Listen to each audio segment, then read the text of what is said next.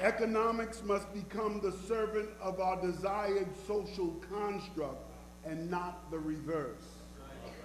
We, the people, must declare on behalf of our planet and the ancestors we hope to have that unbridled and unaccountable capitalism must end.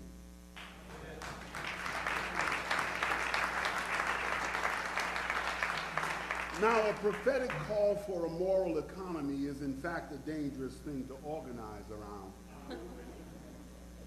It will cost you and I what we are losing anyway, but require us giving it up before it is taken away. A prophetic call for a moral economy is a dangerous thing to organize around because we cannot deconstruct the religion of capitalism without disempowering her high priests. You do know who the high priests of capitalism are, don't you? The priests of capitalism are the billionaires who blithely distend the bellies of famished children around the world. The high priests of capitalism are behind-the-scenes billionaires who are so afraid of losing a digit or two that they will impoverish a nation to cover their bad bets.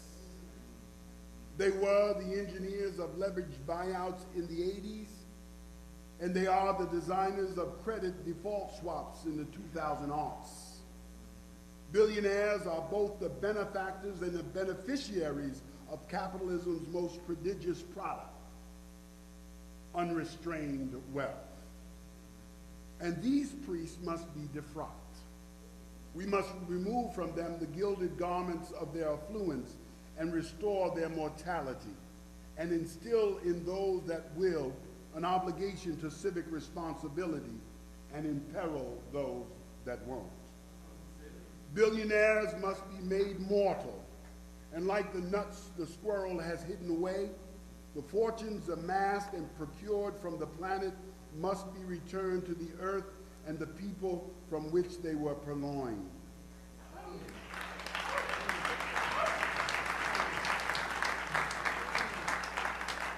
Billionaires must be imprisoned, and the wealth they have stuffed into the pillows and pockets of their family and friends must be redeemed and returned to the workers from whom they stole it, if we are to have a moral economy.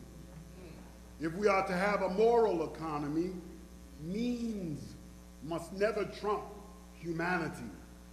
If we are to have a moral economy, men must never be allowed to commodify the commons.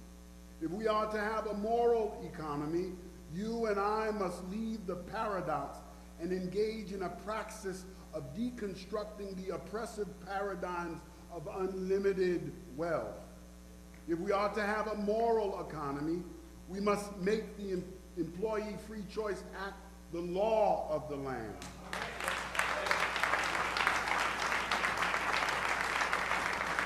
If we are to have a moral economy, we must demand that our politicians work for the good of the community and not at the behest of their largest donors.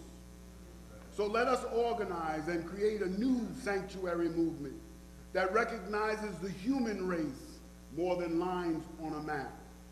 And let us determine to build together a moral economy.